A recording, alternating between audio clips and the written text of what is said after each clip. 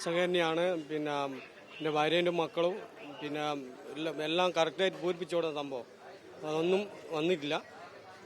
വിഷമം തന്നെയാണ്, ആശങ്ക തന്നെയാണുള്ളത്. ആവശ്യപ്പെട്ടില്ല ഹിയറിങ്ങിന്. എന്തായാലും വലിയ ഗുരുതരമായൊരു സാഹചര്യമാണ്. പ്രദേശവാസികൾ എല്ലാവരും തന്നെ ഈ ആശങ്കക്ക് ഒരാളല്ലെങ്കിൽ ഒരാൾ എന്ന രീതിയിൽ ഒരു കുടുംബത്തിൽ ഒരാളെങ്കിലും ഇതിന് ഇരയാവാത്ത ആളുകളില്ല എന്ന സാഹചര്യമാണ് പ്രദേശത്തുള്ളത്. ഒറ്റ വാർഡിൽ നിന്നായതുകൊണ്ട്, ഒറ്റ ബൂത്തിൽ നിന്നായതുകൊണ്ട് വലിയ തരത്തിൽ ആശങ്ക നിൽക്കുന്നത്. ഇപ്പൊ എന്താണ് ഇവിടുത്തെ ഒരു അവസ്ഥ? നിങ്ങൾ ഇങ്ങനെ വീട്ടില് വൈഫിനുമില്ല, മൂത്ത ചേട്ടനുമില്ല.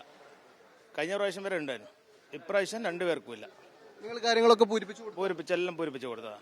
എല്ലാം പൂരിപ്പിച്ചു കൊടുത്തന്നെ. ഹിയറിങ്ങിനെ വിളിച്ചിട്ടുണ്ട് പോണം, പക്ഷെ ഇതുവരെ വിളിച്ചിട്ടില്ല ആരും. ഇപ്പൊ എന്താണ് ആശങ്ക ഉണ്ടോ? ആശങ്ക ഇല്ലാണ്ടിരിക്കുക. കാരണം വെച്ചാൽ നമുക്ക് നിർബന്ധമല്ല നമ്മൾ വോട്ട് ചെയ്യണമെന്നുള്ളത്. പിന്നെ പാർട്ടിക്കാരൊന്നും ഇതിലൊന്നും താല്പര്യം പ്രകടിപ്പിച്ചിട്ടില്ല ഇതുവരെ. അവരൊന്നും അവരുടെ ഭാഗത്തുനിന്ന് ഒരു ഇതും കിട്ടിയിട്ടില്ല. എന്തായാലും ഇപ്പൊ ഇങ്ങനെ അറിഞ്ഞു വരുന്നേ ഉള്ളൂ. എന്തായാലും ഈ ഒരു പ്രയാസം തന്നെയാണ് അദ്ദേഹവും പങ്കുവെക്കുന്നത്. എല്ലാ ആളുകളും ഇങ്ങനെ ഒന്നല്ലെങ്കിൽ ഒന്ന് എന്ന രീതിയിൽ വീട്ടിൽ ഇപ്പൊ ഇദ്ദേഹത്തിന്റെ വീട്ടിൽ ഇദ്ദേഹത്തിനുണ്ട്, പക്ഷെ അതേസമയം അദ്ദേഹത്തിന്റെ വീട്ടിലെ ഭാര്യയ്ക്കില്ല, അതുപോലെ ജ്യേഷ്ഠനില്ല. ഇങ്ങനെ വലിയ ആശങ്ക പ്രദേശത്ത് നിലനിൽക്കുന്നുണ്ട്.